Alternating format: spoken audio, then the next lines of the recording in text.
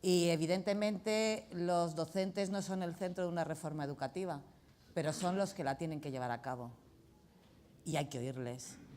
Y si los docentes son importantes, los equipos directivos de los centros educativos son mucho más importantes, porque nadie se autogestiona ni se autorregula. Un cambio en un centro educativo, el funcionamiento de un centro educativo tiene que ser liderado por un equipo directivo y hay que contar con la opinión de los equipos directivos. Entonces yo, efectivamente, soy directora de un centro de aquí de Madrid, del Instituto de Enseñanza Secundaria Palomeras Vallecas, pero considero que esto no es un trabajo individual.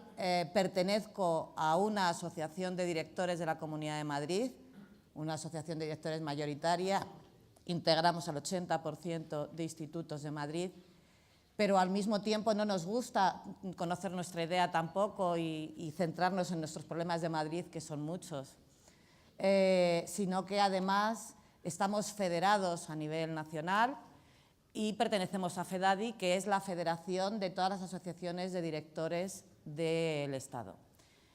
Y bueno, nos gusta que se oiga nuestra opinión y, por lo tanto, agradecemos la oportunidad que nos habéis dado hoy.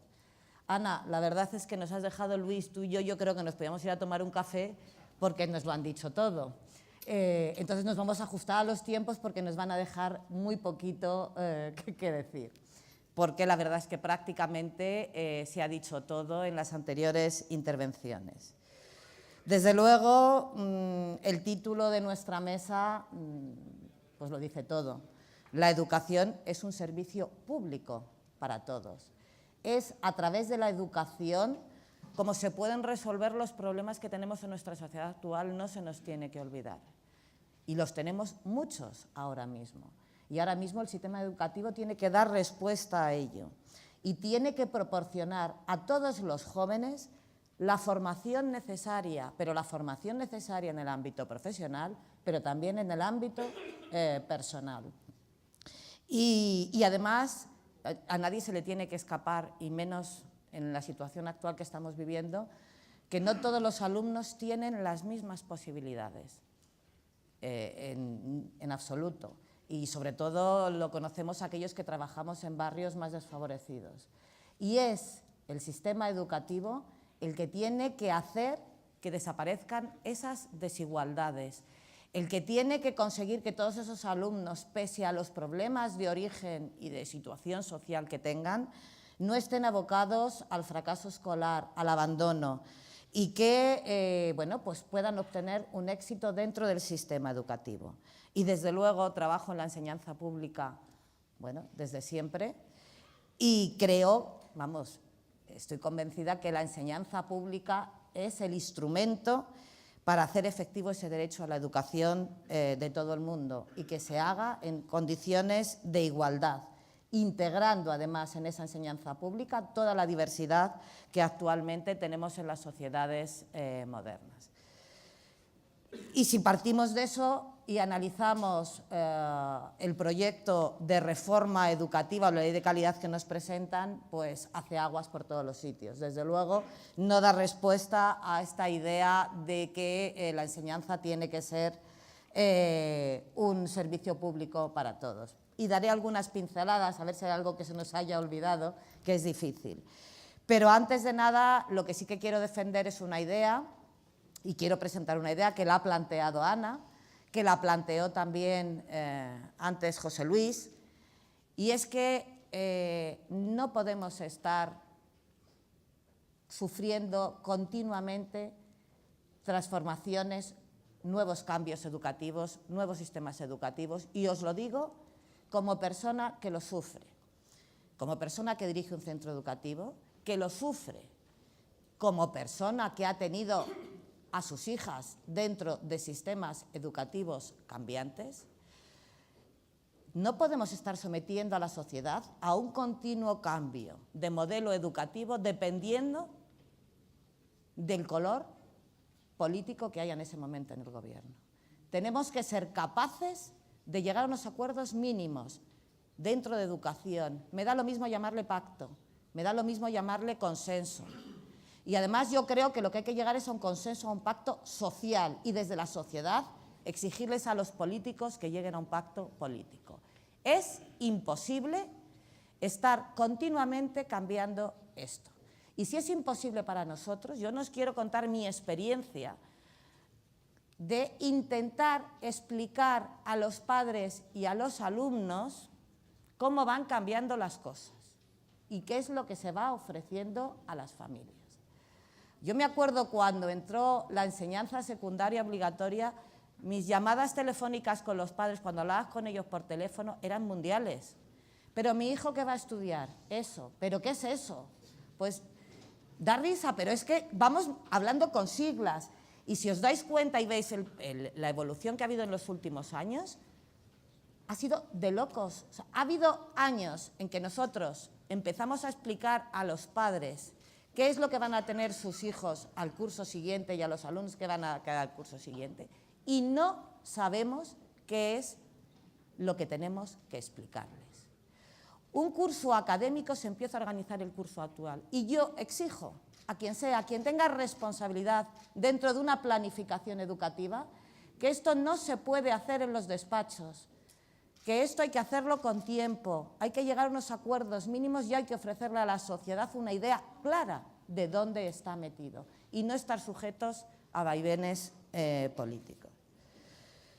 Y dicho esto, que no es que quiera regañar a nadie, pero de verdad es que esto es con lo que nos encontramos, sí que quiero hacer algunas consideraciones ante la LOMCE. Primero, volver a redundar en lo que ya se ha dicho en varias intervenciones. El diagnóstico que se hace para avalar este nuevo sistema educativo, pues evidentemente es un diagnóstico interesado y utilizando los datos que queremos. Parece que nos preocupa mucho el abandono escolar, el abandono temprano, lo tenemos malísimo. Bueno, ¿por qué no se dice y por qué no se ve o no se estudia qué es lo que han hecho en el País Vasco, donde han logrado que la tasa de abandono escolar sea de un 12,6%? Algo estarán haciendo bien, alguien. Vamos a aprenderlo. ¿Por qué no se tiene en cuenta que no estamos tan mal? Que del año 2004 al 2011 hemos pasado de una tasa de abandono del 32 al 26,5%. Es que en estos últimos años se ha hecho algo muy importante dentro de España, dentro del sistema educativo. Y yo lo discuto muchas veces con mis compañeros. Es que antes los alumnos eran mucho mejores, estudiaban más, perdona. Es que antes eran mucho mejores los alumnos que nos llegaban. ¿Y qué pasaba con todos esos que no estaban integrados del sistema educativo? Esos se perdían, eran buenos, no sabemos lo que eran, estaban perdidos, no tenían derecho a esa educación. Entonces, yo creo que cualquier logro que hayamos obtenido es importante y hay comunidades autónomas que han obtenido logros muy importantes y que hay que tenerlos en cuenta también. Y aquí lo que verdaderamente es importante, si hay comunidades autónomas que están obteniendo éxito en un determinado campo, otras que les va peor en otro, ¿por qué no ejerce el Ministerio de Educación el liderazgo que tiene que ejercer? ¿Por qué no se escucha y no se aprende de todas las comunidades autónomas que estén funcionando bien en determinados aspectos? El Ministerio tiene que liderar la aplicación de esas leyes educativas dentro de cada comunidad autónoma.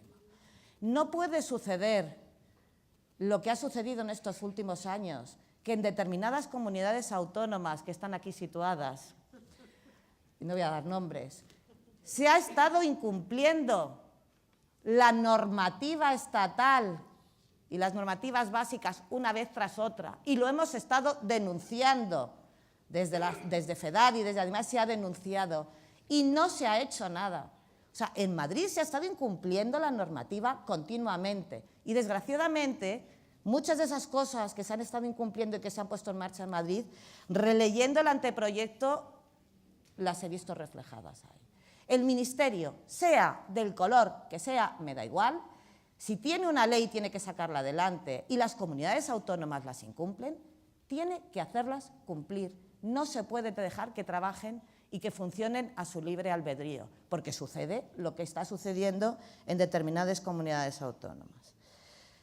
Se ha hablado antes de que, bueno, parece ser que nos vendían la reforma educativa como algo que iba a evitar el abandono temprano del sistema educativo y el fracaso escolar. Pues desde luego no creo que la prueba final de cuarto de ESO y las reválidas que hemos comentado lo logren. Pero es que es más grave, ya no es tanto la reválida, es que se están dando titulaciones de diferentes categorías.